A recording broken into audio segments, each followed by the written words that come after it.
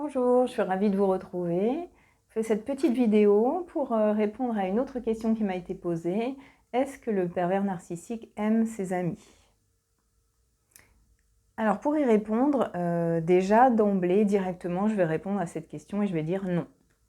Ne perdons pas de temps avec la réponse. Il n'y a même pas de nuance à ça. Non, il n'aime pas ses amis. Ce qu'il aime, c'est les bénéfices à la relation avec ses amis. Si les amis lui rendent des services directement, je sais pas, ils gardent le chien, ils vont faire des courses. Donc, bien sûr qu'avec ces personnes-là, ils vont leur montrer de l'intérêt. Parce qu'ils veulent qu'ils continuent à sortir le chien ou à faire les courses. Si ses amis lui envoient beaucoup de reconnaissance positive, de dire un tel, qu'est-ce qu'il est gentil, qu'est-ce qu'il est sympa, il est serviable.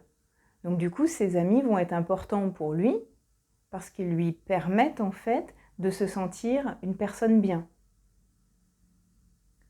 À quoi peuvent servir les amis? Ça peut être aussi des amis un petit peu collègues de boulot et ils peuvent être intéressants parce que les amis donnent des conseils. Par exemple, s'ils se posent des tas de questions professionnelles ou par rapport à leurs enfants, en fait, ils vont questionner les amis parce qu'ils ont un intérêt, c'est qu'ils ne comprennent pas, ils n'arrivent pas à décoder leurs propres enfants. Donc ils vont être en permanence en train de questionner d'autres mamans ou d'autres papas. Donc vous voyez, là, l'ami va servir finalement à quelque chose, à apporter des lumières. Les amis, ça peut servir aussi pour aller faire des sorties. Sorties, balades, ski, je sais pas moi, voiture. Donc du coup, ça lui permet de se sortir, d'aller se balader, de passer du bon temps.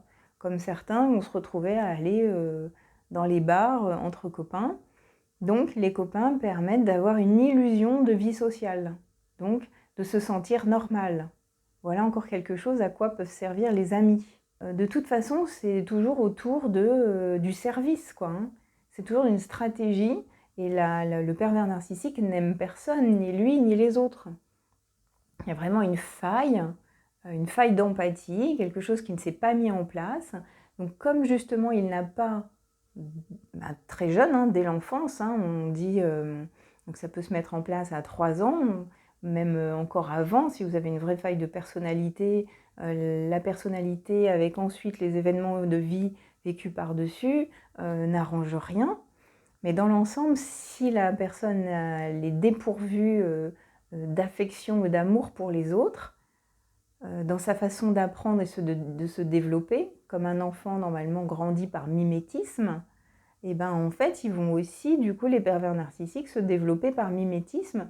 Donc, ils regardent comment font les autres. Ah, toi, tu fais comme ça, comme ça. Bon, c'est comme ça qu'on doit faire. Donc, en fait, c'est des tas de fiches et des tas de choses qu'ils ont apprises. Et ils vont faire la même chose aussi auprès des amis. Mais ça n'est pas, du coup, d'aimer ses amis. C'est que les amis sont utiles. Quand vous aimez vos amis, vous avez envie de passer du temps avec eux parce que vous aimez ce qu'ils sont. Vous les aimez pour eux-mêmes. Vous aimez quand ils rigolent aux éclats, vous aimez, j'en sais rien, qu'ils aiment se balader, ils sont fans de ça ou ça. Enfin, vous avez un sentiment d'amour pour les amis, même si ce n'est pas de l'amour type affectif, mais c'est un amour amical. Et vous avez juste des fois envie de passer du temps avec eux. Vous avez envie de leur passer un coup de fil. Un pervers narcissique, il n'a pas envie de passer du temps, sinon il a toujours mieux à faire, passer du temps avec lui-même. Donc, pour faire court, non, le pervers narcissique n'aime pas ses amis, puisqu'il ne peut aimer personne. Et ça n'est pas un cliché de dire « il aime personne ». C'est malheureusement une vraie déficience, une vraie carence affective, quelque chose qui ne s'est pas mis en place, et oui, ça existe. La nature peut créer des fois des éléments qui ne fonctionnent pas bien. Si vous allez vous balader dans la nature et que vous voyez tout un parterre de plantes, au milieu du parterre de roses magnifiques, il peut très bien y avoir une mauvaise herbe qui a poussé, qui est toute laide, toute moche, toute rabougrie. Bon, c'est aussi un élément de la nature, mais au lieu de pousser en rose, elle a poussé toute travers. Et puis elle va jamais être épanouie, belle. C'est la nature, il y a des trucs qui sont beaux, d'autres moins beaux, d'autres qui vont croître, d'autres pas croître. C'est les lois de la nature et on respecte ça. Ça nous semble naturel. Vous avez des grands chênes, vous avez des bambous, vous avez des roseaux. Et bien chez les êtres humains, c'est pareil, par analogie, il y a des choses qui sont de nature différente et de qualité différente. Donc oui, il y a parmi les humains des êtres humains qui sont dépourvus de capacité à aimer. Et c'est vraiment un service à vous rendre de valider ça, qu'il y a des gens qui n'aiment pas. Il y a des gens qui ne sont pas sympathiques. Il y a des gens qui ne sont pas gentils. Il y a des psychopathes, il y a des sociopathes. D'ailleurs, ce sont des synonymes, ça. Sociopathe, psychopathe, sont des synonymes de perversion narcissique. Le psychopathe n'est pas que Hannibal Lecter qui mange des cerveaux. Un psychopathe, sociopathe, c'est quelqu'un qui est dépourvu d'empathie et qui est capable de faire du mal aux gens sans ressentir aucune empathie. Si vous lisez des livres sur les tueurs en série, sur les psychopathes, vous verrez que ce sont des gens qui n'aiment pas. Bien sûr qu'on peut aller faire de la psychologie et si vous retournez dans leur enfance, il arrive que le profil soit vraiment extrêmement compliqué dès l'enfance et il y a d'autres personnes pour qui vous vous demandez comment il a pu devenir un tueur en série ou un psychopathe comme ça. Voilà, donc c'est pas toujours aussi logique, on ne trouve pas toujours des raisons, il n'y a pas toujours d'explications. Et pour la perversion narcissique, c'est ainsi, ce sont des gens qui n'aiment pas. Et ils ne s'aiment pas eux-mêmes, hein, vraiment, si vous allez par là. Et à partir du moment où cette ouverture du cœur, elle est toute réduite, de toute façon, si vous avez vécu avec lui, vous le saurez. Par les regards, des fois, si vous croisez son regard à un moment où il n'a pas mis le masque, il est en train de vous regarder avec le regard de la haine. Et bien en fait, ça, la haine, ça, il est capable d'en avoir par contre de la haine. Il y a des personnes qui savent bien le dire. J'ai croisé son regard, c'était de la haine pure. J'ai fait demi-tour, je l'ai quitté.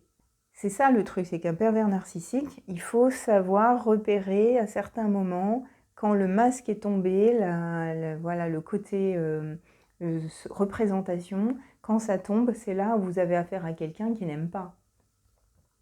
Moi, quand j'avais interrogé une personne qui est pervers narcissique, je ne décrirais pas la situation, mais en gros, si elle pouvait mettre fin à la vie de quelqu'un de manière très simple, eh ben, il le ferait.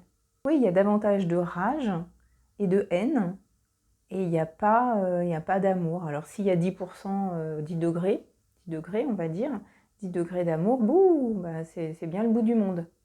Mais encore une fois, ça ne s'appelle pas aimer. Voilà, du coup, j'espère que ça a répondu à cette question aussi. Est-ce que le pervers narcissique est-ce qu'il aime ses amis? Bah non, il aime personne, donc non, pas même ses amis. C'est à chaque fois, en fait, pour simplifier, c'est de la stratégie, c'est de l'intérêt. C'est tout.